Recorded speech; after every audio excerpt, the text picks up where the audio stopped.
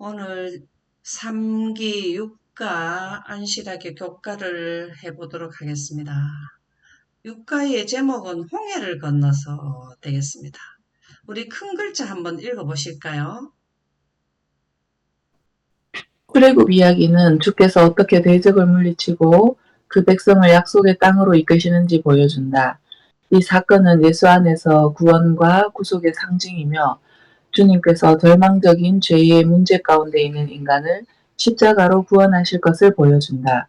바로는 주님의 능력을 끝까지 부인하며 그들을 홍해까지 뒤쫓았다. 시험 앞에서 백성들의 믿음은 흔들렸지만 모세는 말씀을 신뢰하며 전진하였다.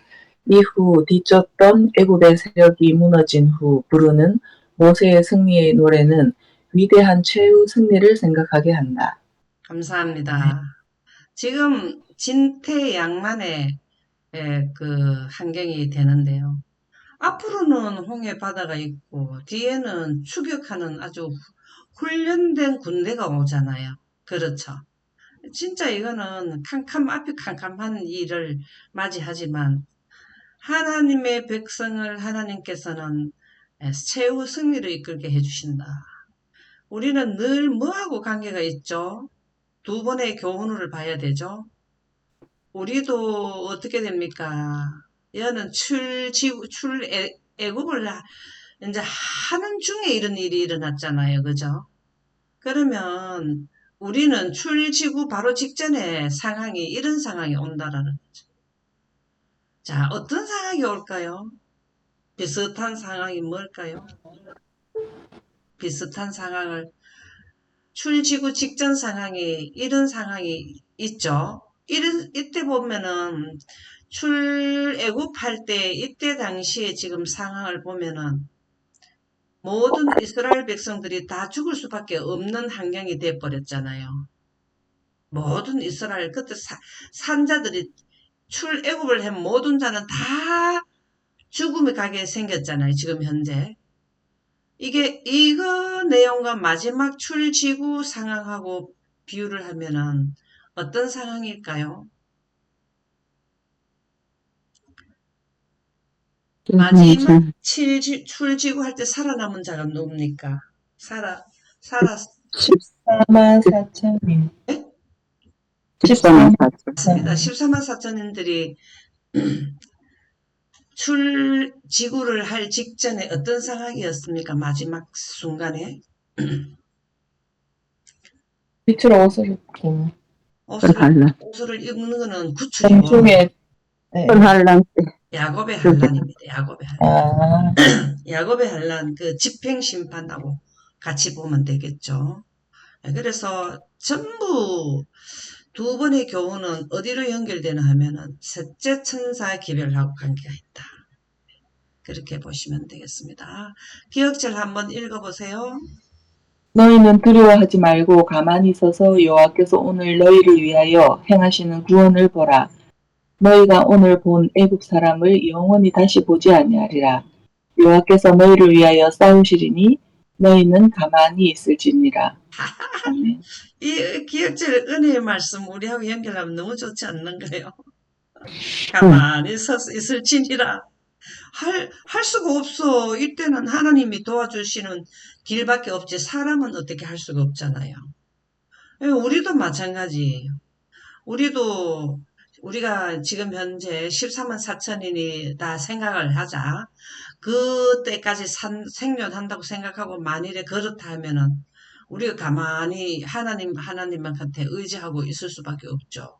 무슨 힘이 있습니까? 수많은 사람들이 모든 무기를 가지고 와서 죽이려고 오는데, 그쵸? 그럴 때에 빛으로 옷을 갈아입힐 때가 이제 영광이 임하는 것을 의미하죠.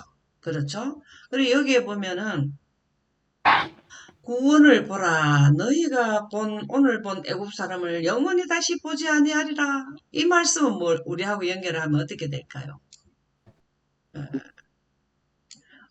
어떻게 될 때? 어떻게 될 때? 어두워질 때 하나님께서 정한 한 날이 있는데 어두워질 때 빛이 있으리로다. 이 말씀이 너무 은혜스러운 말씀이잖아요. 그죠? 어두워질 때라는 거는 공기가 떠나갈 때 하나님의 영광이 들어온다. 이 내용이 얼마나 좋습니까? 사실은 영광에 의해서 공기가 떠나가는 거거든요. 근데 하나님의 빛, 태양빛이 있으니까 하나님의 빛이 있어도 어두워지면은 하나님의 빛만 있다라는 것을 의미하잖아요. 그렇죠? 그래서 이때 당시에 애굽의 사람들이 군대가 다 홍해 바다에서 그냥 물에 빠져서 다 죽게 되잖아요. 근데 보지 못한단 말이죠.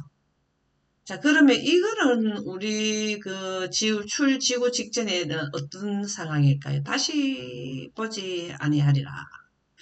애굽 사람을 영원히 다시 보지 아니하리라. 이걸 지구에 있는 모든 사람들을 다시 보지 않게 된다. 이거 왜 다시 보지 않게 될까요?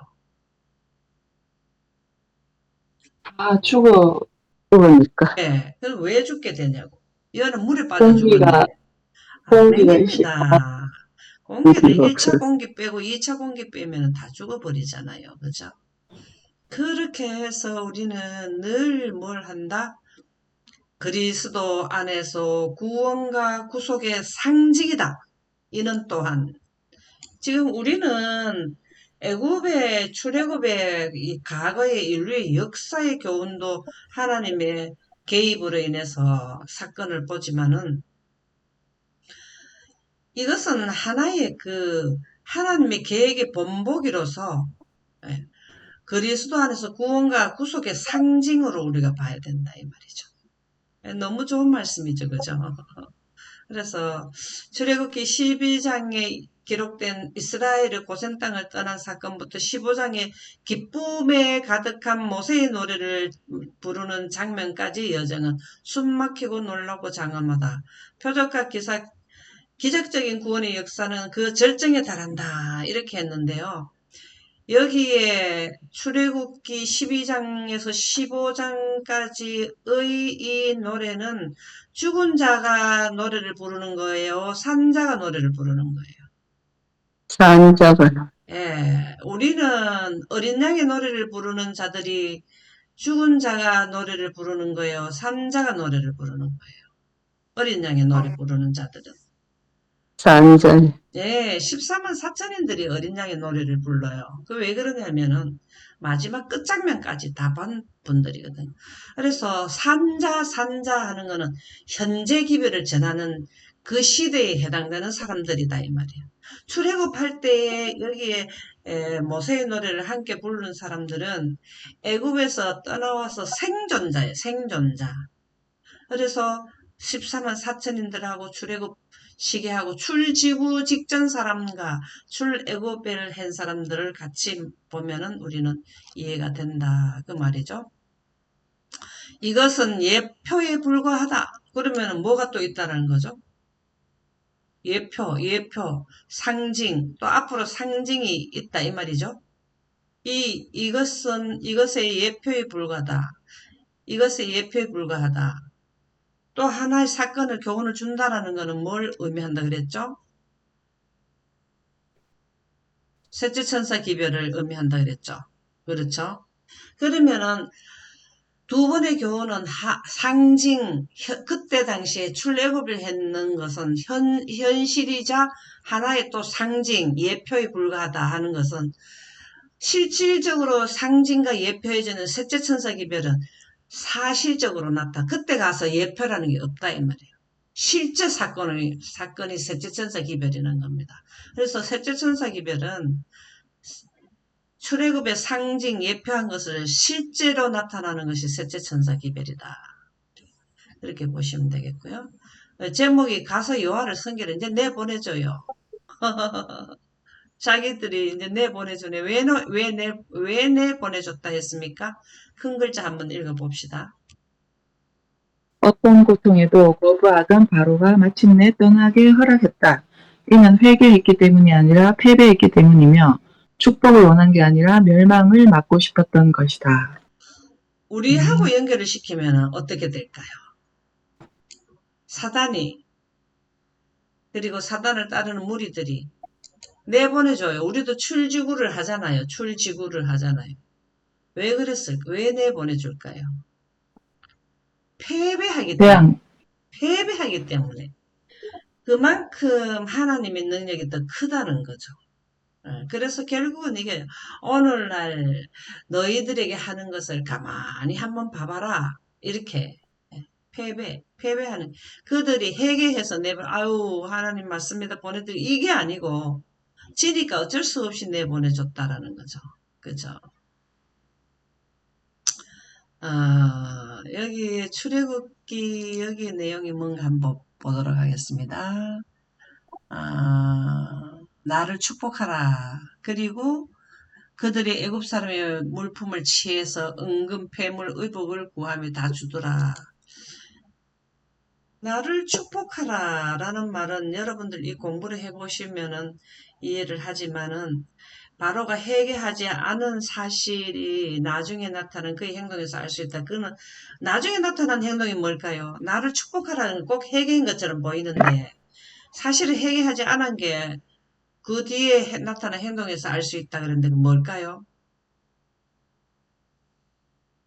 끝까지 따라와가지고. 아멘입니다. 끝까지 따라오는 게 마지막 시대에 출지구할 때도 마지막 시대에 끝까지 따라오는 게 뭘까요? 패배했는데도 불구하고 끝까지 따라온 일이 있어. 마지막 때도. 그게 뭘까요? 아마겟돈 전쟁이에요. 아마겟돈 전쟁. 빛으로 옷을 갈아입고 예수님이 이제 아마겟돈 전쟁은 6째 재앙 때 발생되죠. 근데 예수님과 그 천사들이 하늘에서 내려오고 그 다음에 그 14만 4천인들이 빛으로 갈아입었는데도 불구하고 끝까지 할 수 있는 젖먹음 힘까지 다 그들은 전쟁에 소비시켜요. 싸워보겠다 이 말. 그거는 바로 뭘 하나 하면 능력이 부족하니까 빛으로 하나님께서 입혀주니까 자기가 그 지는 거는 기존 알면서도 그만큼 여기서도 장자들 죽은 걸 알면서도 또 죽으려고 가는 거예요. 용 쓰는 거예요. 안 갔으면은 바로 왕도 직접 그때 나왔잖아요. 그의 부하들이 바다의 수장이 되지 않았잖아요. 이게 그 박물관인가 이거를 건져가지고 뒀다 하던데 제가 그때 언제 한번 이 기사를 봤는데 홍해 바다에 보니까 막 그 수레 이런 그런 전쟁에 사용되던 그런 물품들이 있더라고. 그때 한번 제가 기사를 봤거든요. 그 수장돼가지고 사람은 없지만은 그 수레나 이런 것들은 있더라는 거죠. 그래서 그리고 지금까지 어떤 재앙보다도 끔찍한 마지막 재앙의 비극적인 상황 속에서 그는 마침내 이스라엘이 애굽을 떠나는 것을 허락을 했는데 자신으로 인해 백성들에게 어떤 고통이 닥치든 끝내 거부했었지만 백성들한테도 그렇게 피해가고 국가적으로 그렇게 피해가도 그는 이제 그 끝내 거부했었지만 이제 승인을 하게 되었다. 여기에 말씀을 보니까 너무 좋더라고요. 애굽 사람들도 뭐 내놔라 하니까 목에 걸었던 거 팔찌, 목걸이, 뭐 옷도 내놔 좋은 거 있으면 주라면 다 내주는 거. 왜 내주는 거? 내 아들이 죽었는데 또 무슨 일이 이 사람들이 있으면은 일어날지 모르니까 다 줬다라는 거죠. 그래서 출애굽기 12장 33절에 보면 당신들이 떠나자면 우리는 다 죽고 말겠소 이렇게 한다고 그렇게 나오는데 쉬운 성경에 나오는데 여기에 보면은 그 백성을 재촉하여 그 땅에서 속히 내보내려 한다. 무서워요. 무서워요. 하나님의 능력을 행하니까 무서운 거예요. 마지막 시대의 14만 4천인들도요. 모세를 신적인 사람으로 애굽 사람들은 생각하게 했다 그러잖아요. 그죠? 그렇게 되는 거예요. 하나님이 인을 받았기 때문에 이런 큰 능력을 행하는데 누가 놀라지 않겠습니까? 그런 사람들과 같이 있으면 함께 한 사람들은 행복인데 반대편에 선 사람들은 재앙을 받으니까 그쵸?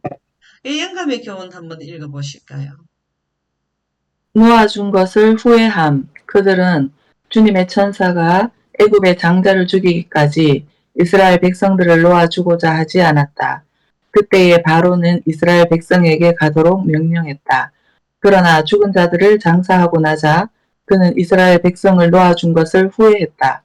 그의 고문들과 영향력 있는 자들은 그들의 사별의 원인을 밝혀내고자 노력했다.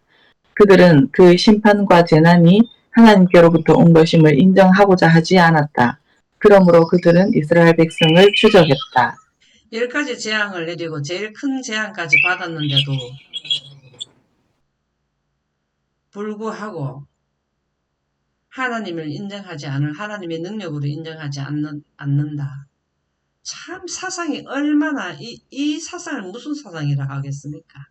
강팍하다. 그 다음에 마음이 하인 맞았다. 뭐 이렇게 우리가 표현할 수 있지 않나요?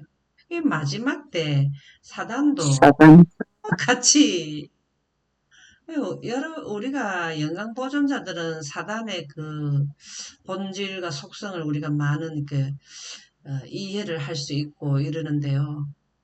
여기에 그 소속이 돼버리면은, 사단에 소속이 돼버리면은, 결과에 가봐야 알 수 있지, 서서히 속아 넘어 기만을 당하기 때문에, 영광을, 빛과 어둠은, 어둠에서 이제 확실하게 구분짓는 빛이 들어와야 사물을 볼 수 있고, 밝히 보는 거는 빛이 들어와야 되잖아요.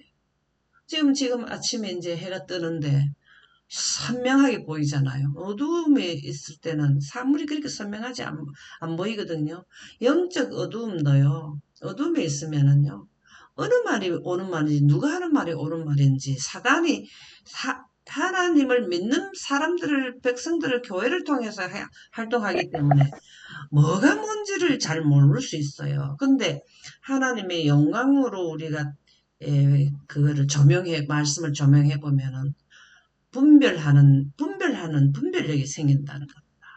그래서 마지막 출지구 직전에도 이런 현상이 일어나는 거죠. 끝까지 사단은 모든 국가의 백성들이 죽든가 살든가 끝까지 해보자 하는 거죠. 끝까지. 바로왕이 백성들 생각 안 해요. 사단은 사람 죽는 거 이렇게 하는 거는 자기 그 목적을 달성시키는데 사용하는 도구로 쓰는데 아깝게 생각하지 않는 거죠. 하나님은 한 사람의 생명을 위해서도 십자가에 못 박히신다는 그 각오로 생명을 중요시 여기는데 여기는 죽이는 일이 그들의 임무라. 그래서 우리가 그 부분을 잘 생각을 해봐야 된다라는 말씀이 되겠습니다. 그러면은 월요일 우리 큰 글자 한번 읽어보실까요? 장자는 주께서 베푸신 축복의 첫 열매였다. 장자의 구별은 또한 주님을 향한 전적인 헌신과 소유한 모든 것이 오직 그에게서 비롯된 것을 인정하는 표였다. 아멘. 아멘. 지난번에 우리가 지난 교과에서 그 말씀이 나왔죠. 이스라엘은 나의 장자다. 이렇게 말씀하셨죠. 하나님께서는 장자만 구원시키는 게 아니라 이스라엘 장자를 통해서 온 세상을 구원시키려 하는 건데 14만 4천인들은 셋째 천사 기별을 전하다가 14만 4천 남은 자잖아요. 그 여자의 남은 자, 최고 마지막에 남은 자손이 14만 4천인들인데 그들을 통해서 뭘 하냐면 온 지구에 하나님 영광 기별을 선포하게 하는 계획을 가지고 계시는데 참 이것은 사단이 그들을 죽일 수가 없어요. 하나님의 장자랑은 하나님의 영광 보존자잖아요. 그렇죠? 그래서 하나님께서는 그들에게 무엇을 해야 할지를 분명히 말씀하시고 그들은 이제 믿음으로 그것을 실천해야 했다. 이 말씀이 야고보서 2장 17절에서 20절에 나오는 이 말씀이 행함이 없는 믿음은 그 자체가 죽은 것이다. 여러분들이 이 말씀에 참 어떤 것이 행함이고 어떤 것을 믿음이고 이거 뭔가 이렇게 생각할 수 있는데요. 저도 여기에 뭐 행함, 믿음 이 부분이 이해가 잘 안 됐거든요.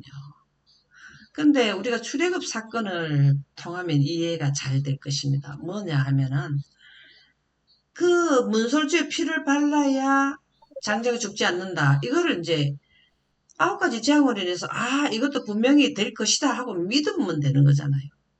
근데 이스라엘 백성들에게는 사실은 그것만 딱 믿으라는 게 아니라 오래 믿음을 제대로 전수받았는 가족들도 있을 것이고, 모세와 아론을 통해서도 소식을 전해드린 게 뭐냐면, 구속의 대경륜의 일부분이라는, 지금 우리가 6천년의 대구속의 대경륜 중에서 셋째 천사 기별은 하나의 사건이잖아요. 그 중에 하나의 사건을 우리는 현재 기별이잖아요. 그 자체를 이해한 사람들도 있다고 봐야 되거든요. 그러면은 아 맞아 그런 게 있다 하더라 이렇게 해서 되는 게 아니라 실질적으로 피를 우슬초로 바르고 그들이 직접 고기를 다 먹고 이걸 행해야 된다 이 말이죠.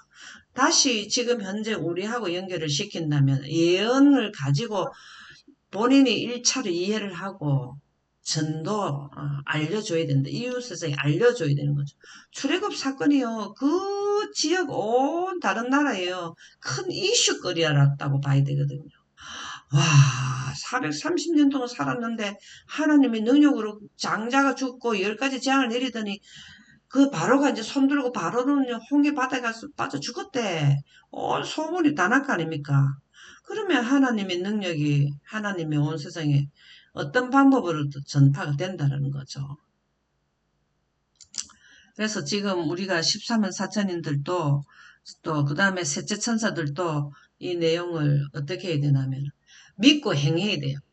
믿으려면 무엇을 믿어야 되나? 사건의 전개 상세도가 명확한 것을 이해하면 믿게 되지.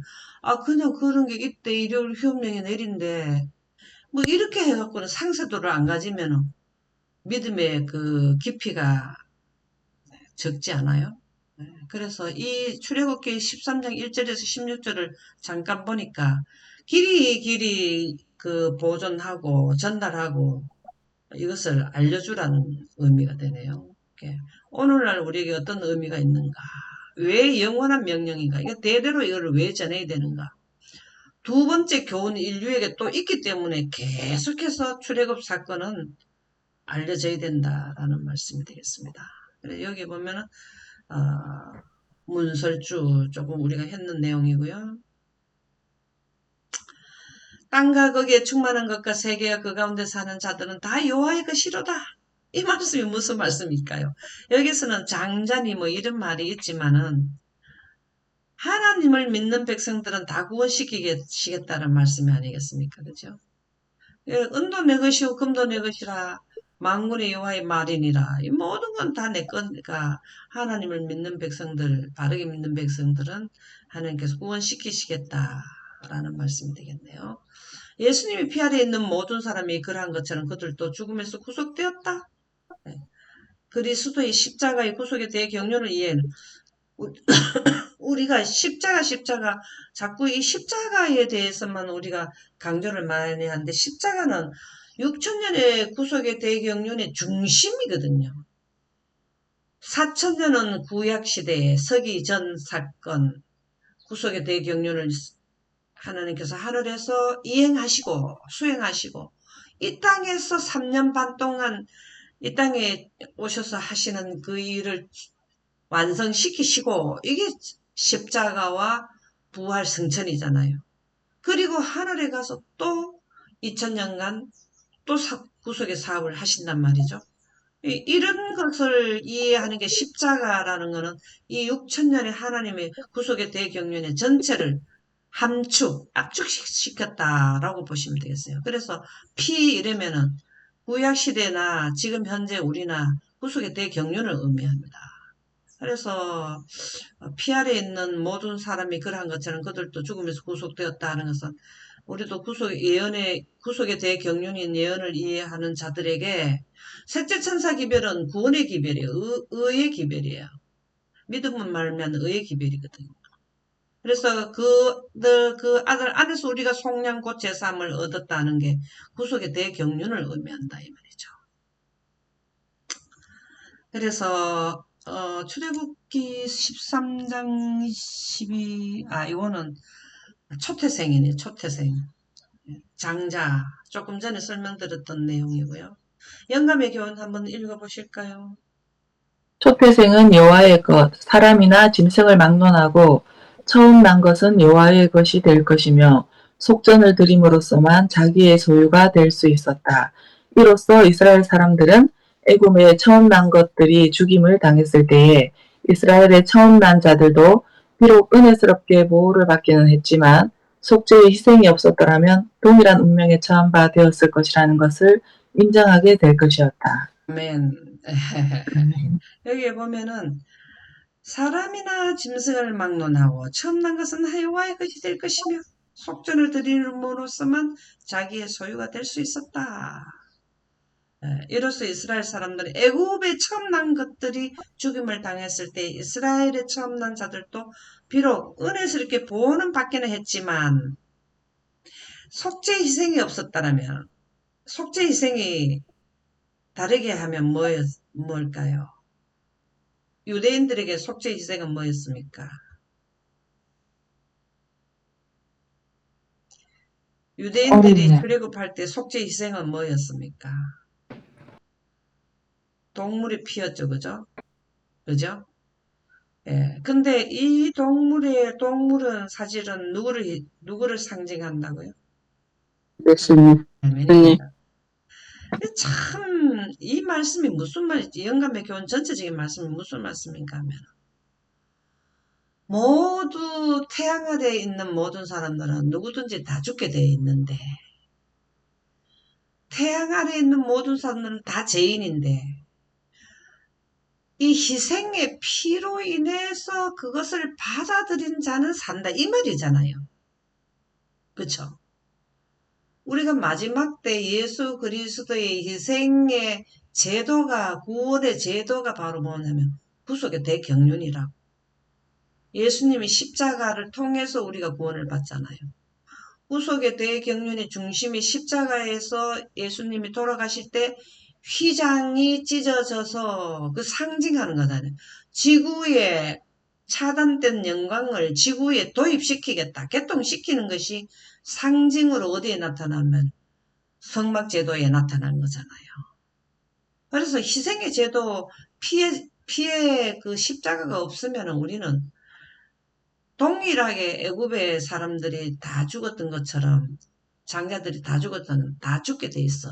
그러나 구속의 대경륜을 이해한 자를 뭘 하냐면 동일한 운명에 처하지 않고 죽음에 죽지 않고 살리신다 이 말이에요.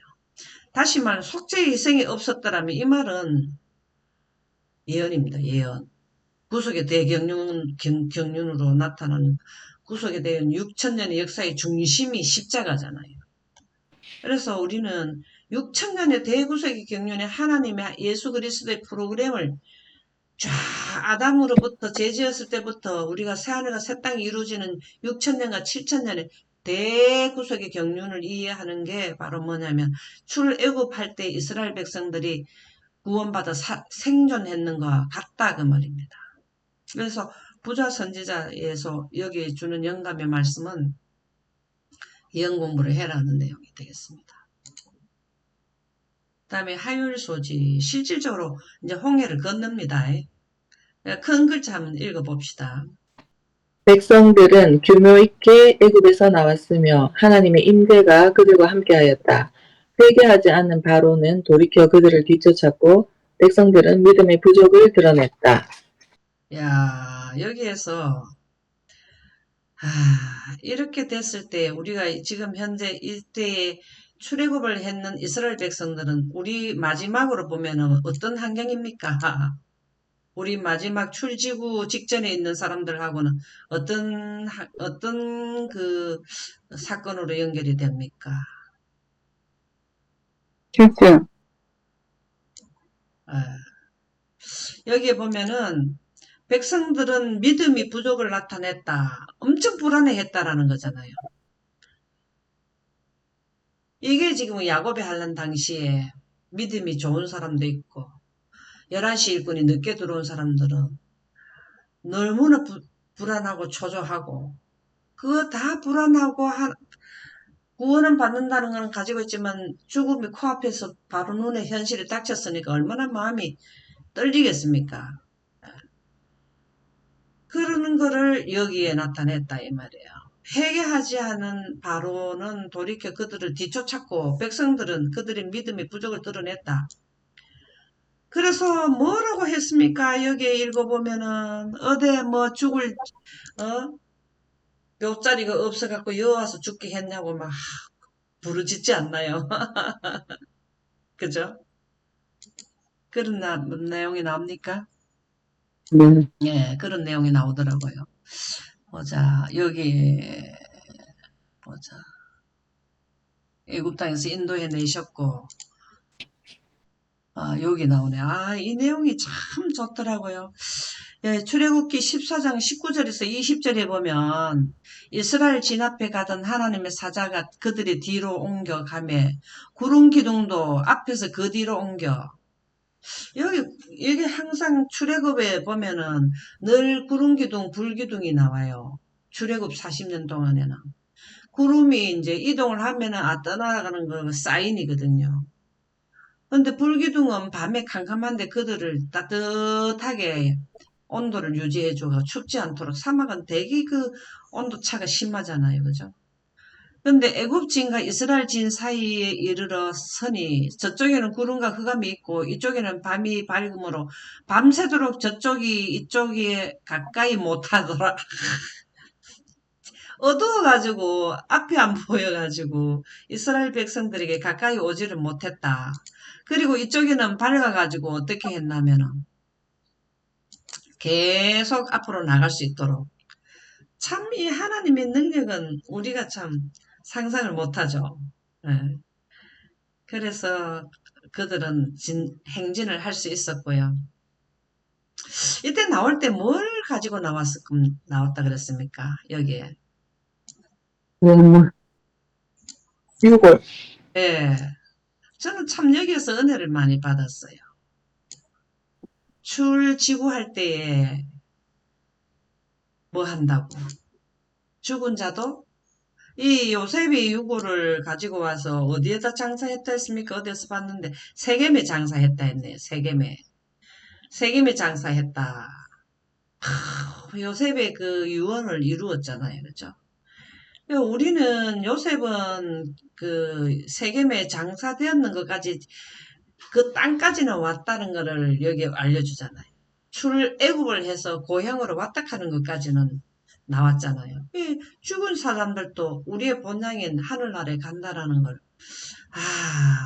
그렇다고 연결해서 보면 은혜스럽더라고요.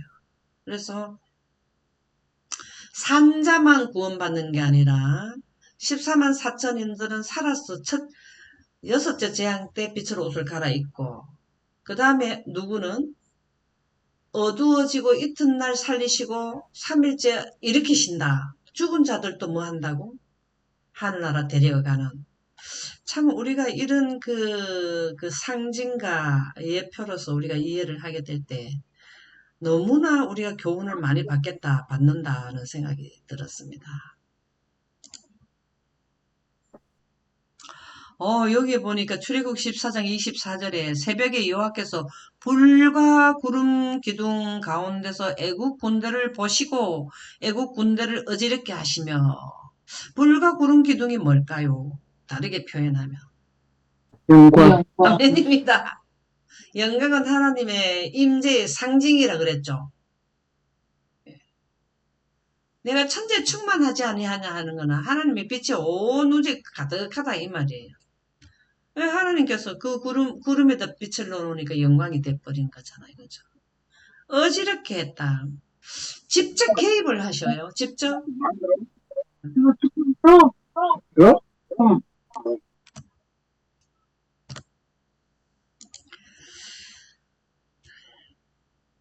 그러면은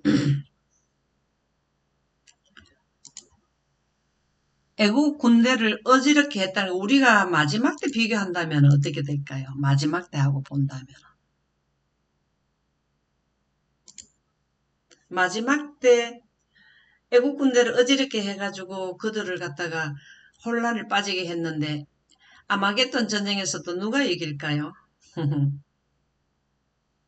누가 이길까요? 14만 4천. 아닙니다. 하나님께서 능력을 행하시죠. 하나님의 영광으로 여기도 보면은 불과 구름이라 영광으로 하는데 그때도 뭘 합니까? 하나님의 무기가 뭐예요? 하나님의 영광. 영광으로 그들을 다 진멸시켜 버린단 말이에요. 사람은 다 죽고 이제 사단은 이제 힘이 부족하죠. 못해내죠. 이 도망친 노예들을 뒤쫓았는 게 얼마나 죄의 눈이 멀었던가. 이게 바로 우리가 마지막 시대에 이런 현상이 다시 재현된다는 거죠. 그럴 때 여기 나오네요. 매장지가 없어가지고 우리를 여어 데리고 나오느냐고. 누구에게 모세와 아론에게 항의를 하는 거예요. 모세와 아론에게 항의하는 게 하나님께 항의하는 거잖아요. 이때 당시에 누구도 있었습니까? 이스라엘 백성 말고 누구도 있었어요. 애국. 예, 우리도 11시 일꾼들 늦게 들어오는 사람들은 엄청 힘들지 않겠어요?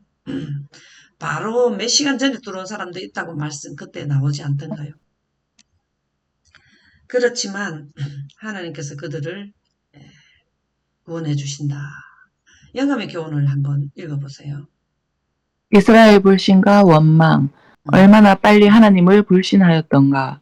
애굽 왕이 그들을 놓아 보낼 수밖에 없도록 애굽에 내린 모든 재앙, 곧 그들을 기적으로 구원하신 하나님의 권능에 대한 증거들을 보았다. 그렇지만 하나님께 대한 저희의 믿음이 시험을 받았을 때에 그들은 하나님을 원망했다. 고난 속에서 하나님을 의지하는 대신 신실한 모세를 원망하며 애굽에 있을 때 저희가 한 말을 그에게 반복해서 얘기했다. 저희가 당하는 모든 환난의 책임을 모세에게 돌렸다. 참 이게 참 우리가 막상 당하면은 이렇게 될 수 있어요. 왜냐하면 믿음이 부족하면 그런 거죠. 그죠? 근데 우리가 여기에 보면 오늘 제목이 뭐였냐면은 홍해를 건너며 이렇게 되죠. 그죠? 예, 홍해를 건널 때 뭐를 가지고 그 바닷물이 갈라졌습니까?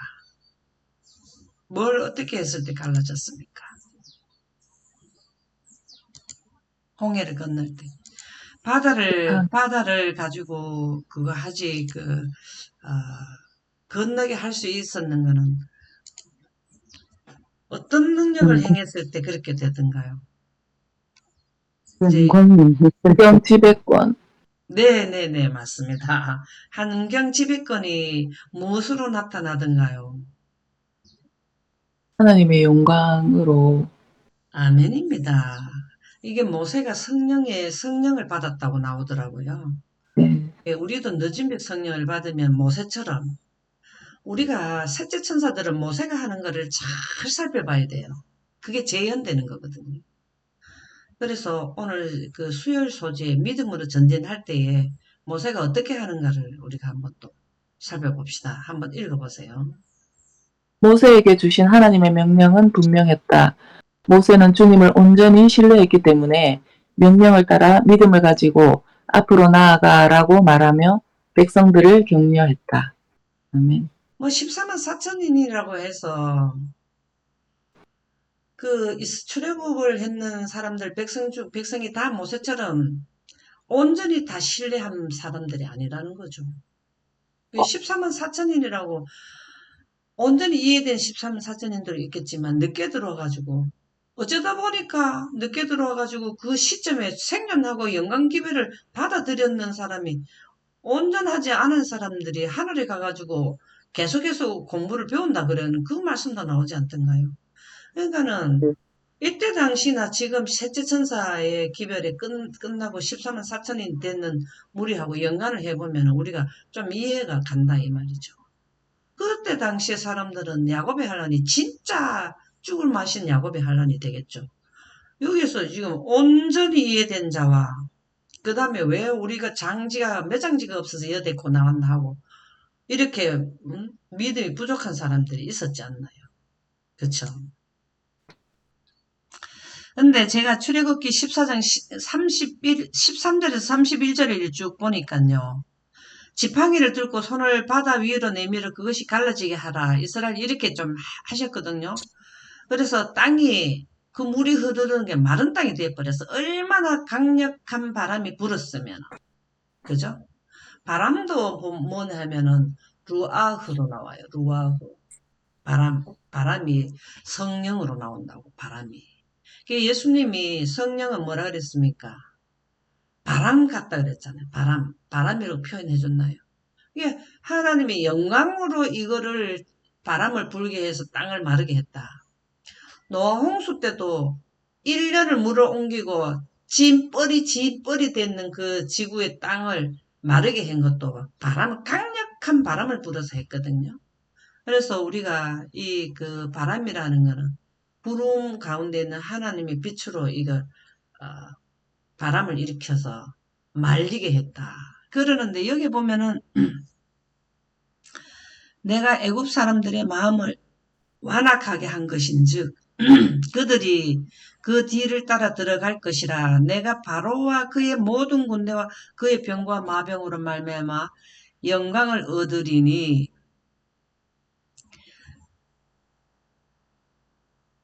그리고 여기에 보면은 어떤 말이 나오나 하면 19절에 보면은 이스라엘 진 앞에 가던 하나님의 사자가 그들의 뒤를 옮겨가며 구름 기둥도 앞에서 뒤로 옮겨 이렇게 흑암이 계속 있게 하고, 여기에 보면은 24절에 보면은 새벽에 여호와께서 불과 구름 기둥 사이에서 애국 군대를 보시고 애국 군대를 어지럽게 하고, 그 다음에 여기에 보면 바다를 가르게 했는 게 영광으로 했다라는 이 그 계속해서 이게 불과 구름 기둥이라는 말이 계속 나오잖아요. 그래서 여기에 뭘 했냐면 바닷물이 갈라지게 하는 것도 영광으로 하셨고, 그 다음에 바닷물을 다시 제자리에 가게 하는 것도 하나님이 영광으로 했다고 여기에 나와요. 여기 성경 그 내용 전체가 14장 13절 31절에서 구름 기둥도 앞으로 가게 하고 뒤에 가게 하고 하나님께서 이게 그 전쟁을 하는 그 무기가 바로 구름에 있는 하나님의 빛 영광으로 했다라는 말씀이 나오거든요. 그러면은 우리가 마지막 시대에도 이렇게 지금 환경을 갖다가 펴락하시는 분이 하나님이시잖아요. 바닷물을 세우는 것도 하나님이 영광으로 하시고, 이게 환경 지배권은 하나님이 영광으로 하는 게 여기에서 출애굽기 14장 13절에서 31절에 분명히 여기에 해주시거든요. 그러면 우리가 마지막 시대의 환경 지배권은 누가 행사합니까? 마지막 시대의 환경 지배권은 누가 행사해요? 셋째 천사들 14만 4천. 아멘. 셋째 천사들은 작은 환란 때 환경 지배권, 큰 환란에는 14만 4천인들의 환경 지배권을 더 크게 행사하죠. 근데 여기에서도 보면은 하나님이 하시되 영광으로 하시되 경고하고 시간을 알려주는 거는 누구를 통해서냐면 모세를 통해서 한단 말이에요. 열지왕도 다 모세를 통해서 이런 일이 있을 것을 가서 말을 해라. 말하고 나면은 또 말을 안 들으면 그렇게 언제쯤 이거 또 시행하겠다 이렇게 한 거. 14만 4천인가 셋째 천사들도 똑같이 모세처럼 하나님께서 그때 발표하라면 시기를 발표해줘요. 첫째 나팔 불 때, 둘째 나팔 불 때, 여기에서 하나님의 영광의 능력을 성령을 받아서 행한 게 누구냐면 모세거든요. 이게 바로 셋째 천사들이 백마를 타고 붉은 말을 타고 말 탄 거가 바로 하나님의 영광의 능력을 신속성과 능력을 말하는 게, 셋째 천사들은 여기에서는 모세는 지팡이로 가고 했지만 셋째 천사들은 성령의 능력을 받아가지고 그 손에 활을 가졌다. 그 손에 큰 칼을 가졌다. 이렇게 나오잖아요. 이게 동일한 내용이라는 거죠. 그래서 여기에 보면은 다 영광으로 하나님께서는 이스라엘 백성들을 살리고, 죽게 하는 것도 바다를 다시 원상복귀시켜가지고 그 안에 들어가가지고 죽게 하는 것도 다 하나님의 영광으로 한단 말이죠. 그 마지막 시대도 뭐냐면 야곱의 환난 때 날짜 시간을 선포하는 영광이 내려와가지고 그들에게 빛의 옷을 갈아입히고 그 다음에 어떻게 합니까? 그 영광의 빛으로 뭘 하죠? 많은 사람들이 다 불로 멸망을 되잖아요. 예, 땅에서 올라오는 불과 하늘에서 내려온 불이 겹쳐서 그들이 다 멸망받는다고 영감의 말씀에 나오지 않던가요? 예, 그래서 두려워하지 말라. 내가 너와 함께 함이라. 놀라지 말라. 나는 내 하나님이 됨이라. 나 여호와 너의 하나님이 내 오른손을 붙들고 내게 이르기를 두려워하지 말라. 내가 너를 도우리라. 이것이 우리에게 해당되는 말씀입니다. 이때 당시에 이스라엘 백성들에게도 해당된 말씀이지만 누구에게 해당되느냐? 계속해서 우리는 이 모세가 온전히 구속의 대경륜을 이해한 것처럼 우리도 온전히 모세처럼 구속의 대경륜을 이해를 해야 돼요. 예, 모세는 430년 끝나는 때가 되면은 출애굽 시킨다는 거를 그는 다 예언을 알고 있었잖아요. 그래서 여기 보면 오늘 너희를 위하여 향하는 구원을 보라. 이런 것은 우리가 마지막 때 뭘 하냐면은 여호와께서 너희를 위하여 싸우시리니 야곱의 환난 때 우리는 죽을 수밖에 없는 입장에 있지만 하나님께서 능력으로 살리신다. 이 출애굽할 때도 마찬가지죠. 네. 영감의 교훈 한번 읽어보도록 하겠습니다. 바다에 수장된 애국 군대. 그러나 모세는 지팡이를 내뻗는다. 쌓였던 물결은 쉿 소리를 내고 고함을 친다. 그리고 맹렬하게 먹이를 삼키려고 하면서 애굽의 군대들 위에 무너져 내린다. 거만한 바로와 그의 군대들, 황금색의 전차들과 빛나는 무기들, 그리고 말과 말을 탄 자들이 폭풍이 치는 바다 밑으로 가라앉는다. 이스라엘의 막강한 하나님께서 당신의 백성들을 구원하셨으며 그분이 그들을 위하여 놀라운 일을 행하셨다는 감사의 노래는 하늘로 올라간다. 아멘. 이분들은 모세의 노래를 부르죠. 그 홍해 바다 위에 바다에서 나온 사람들이 그 노래 안 부를 사람 누가 있습니까? 죽음에서 살아났는데 바닷속을 나왔는데 그런 능력을 어디서 봅니까? 그리고 여기에 보면은 좋은 거가 들어가 바다에 들어가 황금색의 전차 실질적으로 금을 입혔는지 모르죠. 이런 빛나는 무기들 우리 마지막 때로 본다면 어떻게 되는 건가요?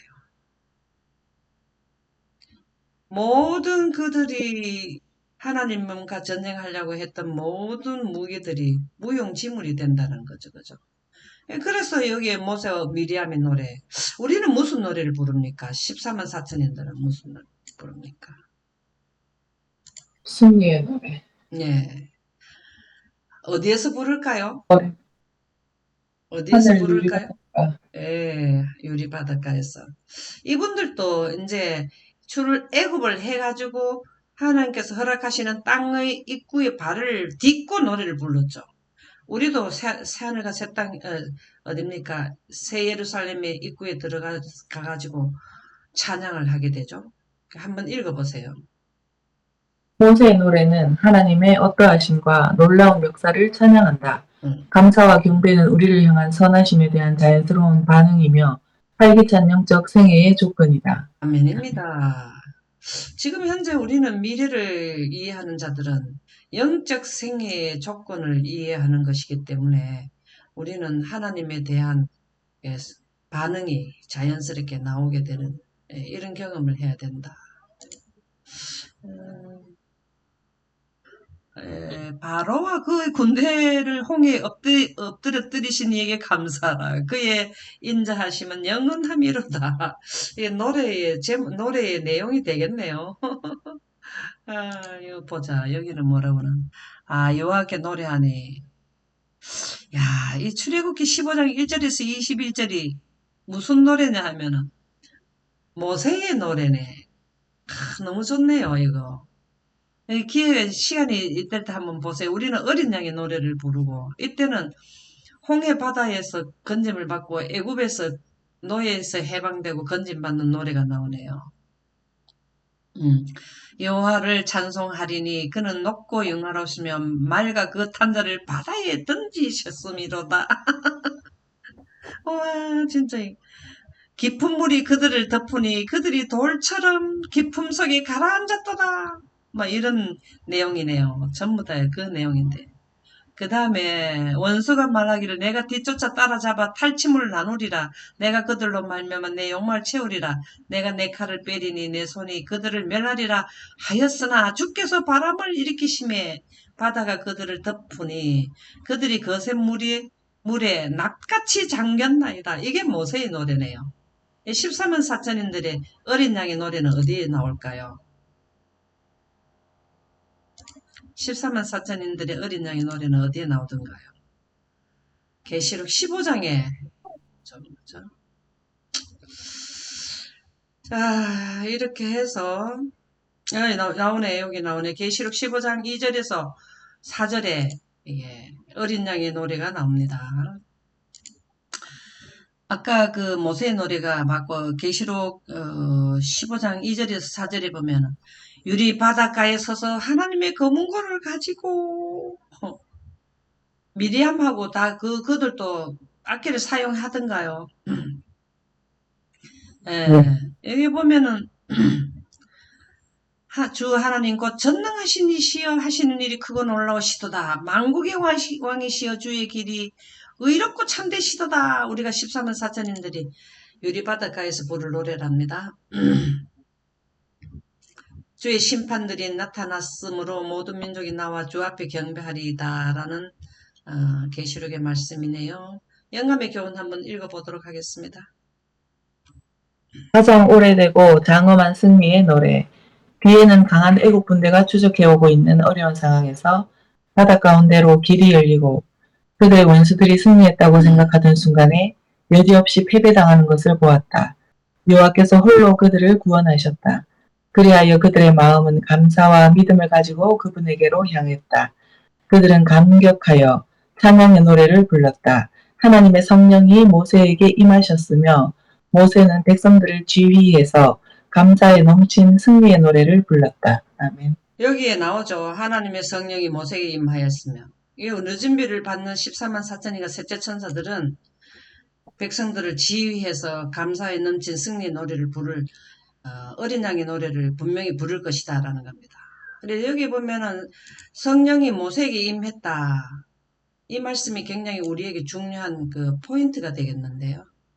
모세가 그 출애굽을 했을 때에 그 홍해 바다를 가를 때요. 하나님이 그 벗개를 든 자들이 발을 홍해 바다에 딱 딛고 모세가 지팡이를 내밀었을 때 하나님의 영광이 엄청난 이 부분을 한번 잘 부조화 선지자를 읽어보시면은 하나님의 영광이 그냥 아까도 그랬죠. 불이 있는 구름 그게 영광이거든.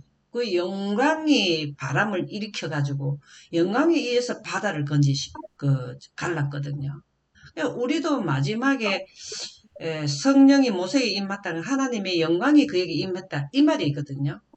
마지막 때 늦은 비 받을 때 하나님의 영광이 임하면 예수님이 침례받을 때 하나님의 영광이 임했잖아요. 성령이 비둘기같이 임했다는 게 영광이 임했다고 시대의 소망에 나오잖아요. 이 부분이 우리 셋째 천사가 될 조건을 우리에게 알려주는 거예요. 하나님의 성령이 모세에게 임하셨으니 이 부분이 우리에게 관건이에요. 내가 하나님의 백성이 되느냐, 모세의 지도자를 우리 삼느냐, 바로를 지도자를 삼느냐는 성령이 모세에게 임하셨다는 이 부분을 여기 부조와 선지자 288쪽 전체 앞뒤를 읽어보시면은 분명히 우리가 이해를 할 수 있다라고 보겠습니다. 금열 소지 보도록 할게요. 더 깊은 연구를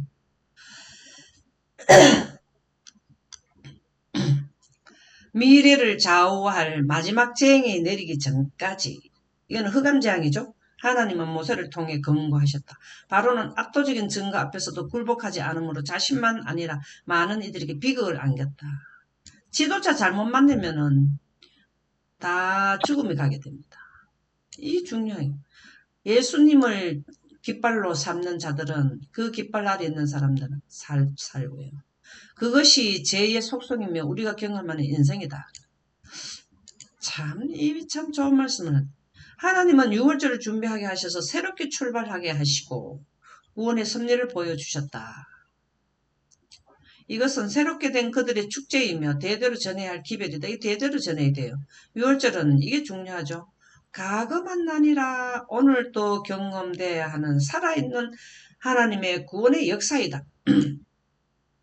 6천년은 바로와 모세가 두 지도자가 투쟁을 하듯이 그 뒷배경에는 하나님과 사단의 투쟁이 우리의 뒷배경의 그 주인공 되시는 분들이거든. 그러면은 우리도 마지막 때 분명하게 사람들이 전쟁을 하는 거지만 하나님의 깃발과 사단의 깃발 아래서 두 보이는 사람들이 의해서 전쟁을 하게 된다는 것입니다. 예, 여기에 보면은 부자선제 25장 출애굽을 꼭 읽어보래요. 읽어보면은 조금 전에 말씀드렸던 내용들이 상세하게 나오겠죠. 그러면은 여기를 읽고 제가 읽어보고 마치겠도록 하겠습니다. 하나님은 그들이 당신의 택하신 백성으로서 어떻게 생각하고 행동해야 하는지를 가르치고 인도하기 원하신다. 그러니까 하나님의 의중을 깨달으려면 구속의 대경륜을 알아야 돼요. 구속의 대경륜은 아버지 하나님과 아들 하나님의 의중, 그분들의 계획이거든요. 하나님은 오래 참으심으로 그들을 인도하셨고 출애굽에서는 430년, 정확하게 430년 이렇게 딱 아브라함에게 예언을 알려줬죠. 이렇게 될 것은. 그랬는데 우리는 6천년 이렇게 딱 우리에게 시간대를 알려주시는 거죠. 그들에게 공경이 적은 걸로 인도하여 엘렌 하시는 이렇게 설명한다. 이스라엘 백성은 하나님께 대한 지식이 전혀 없었고 그분께 대한 믿음도 거의 없었으므로 쉽게 겁에 질려 낙담하고 말았을 것이다. 그들은 무장하지도 않았고 전쟁에 익숙하지도 못했다. 오랜 노예 생활로 인하여 우리도 오랜 노예 생활을 하고 있어요. 누구에게 노예 생활을 하고 있습니까? 사단이. 아멘. 사단에 해 아래에 있는 모든 자는 사단이 하나님의 창세기 1장에는 하나님의 빛의 에너지와 태양의 에너지 두 개를 줬는데 하나님의 빛을 못 받게 아담에게 선악과를 먹게 해버려가지고 우리는 태양 아래에 있는 자들은 다 사단의 노예가 돼버려. 사단의 노예가 되면 결과가 뭐냐. 다 사망의 노예가 돼버려. 사형선고를 다 받아버렸거든. 오랜 노예 생활 6천년의 인류는 다 이 사망의 그늘 아래서 다 산단 말이죠. 그들의 정신은 위축되어 있었고 누구든지 이 지금 현재 인류는요. 온전한 정신을 가진 자가 사실은 얼마나 될까요? 전부 다 긴장과 불안과 공포가 쌓여 있어요. 왜? 환경이 그래요. 지금 현재 뉴스 들어보면 공포스러운 뉴스가 너무 많죠. 그들의 정신은 위축된단 말이에요. 이렇게 편안하지 않으면 위축돼 버리거든요. 부녀들과 아이들과 양떼와 소떼가 가축대가 저들에게 방해가 되었다. 그들은 홍해길로 인도하심으로 여호와께서는 스스로 심판의 하나님이신 동시에 긍휼의 하나님 것을 나타내십니다. 이 말이 무슨 말일까요? 홍해길로 인도하신 게 무슨 말일까요? 직선로라는 거죠. 직선로. 원래 출애굽을 해가지고 가나안 땅까지 가는 원래 가게 되면 얼마만이면 간다 했습니까? 일주일 만이면 간다 했습니까? 이게 네. 직선로라는 거죠. 직선로. 바다가 가려 있어도 바다만 건너면은 길이 빠르다라는 거예요. 우리가 지금 현재도 동굴 뚫는 게 직선로 내기 위해서 빠르게 가려고 동굴을 내는 거잖아. 안 그러면은 산으로 뺑뺑 둘러서 가야 되는데 빠르게 가잖아요. 이 30분 걸리고 2분에 가더라고. 동굴을 뚫으니까요. 여기 왜 그러냐면은 부녀들과 양떼 가축이 방해가 되잖아요. 먼 걸 돌아가면은 힘드니까 하나님께서 능력을 행해가지고 이스라엘 백성들을 위해서 홍해를 갈라주셨다. 이 말씀이죠. 하나님께서 참 뭘 하냐면 백성들이 연약한 거를 다 아셔. 그게 긍휼이야. 아유, 지자들이 얼마나 힘들겠노 해가지고 홍해바다를 가르게 했는데 그것도 모르고 왜 우리를 여기 와서 죽게 하느냐고 오히려 그냥 불평불만을 하더라라는 말씀입니다. 그래서 우리도 그럴 수 있어요. 우리도 그럴 수 있는데 절대적으로 하나님의 말씀에 온전하게 우리가 믿으려면은 지속적으로 말씀을 누적시켜야 돼. 축적시켜 놔야만 불안과 공포에서 벗어날 수 있고 하나님의 능력으로 우리를 구원해준다는 확신이 설 수 있다 이 말이죠. 오늘 또 그런 의미에서 공부를 하는 거죠. 예, 네. 승리해서 모세의 노래를 불렀는 이스라엘 백성들의 산자와처럼 출애굽 때 14만 4천인의 산자의 대열에 소속되는 여러분과 제가 되기를 원하면서 마치도록 하겠습니다. 아멘. 감사합니다.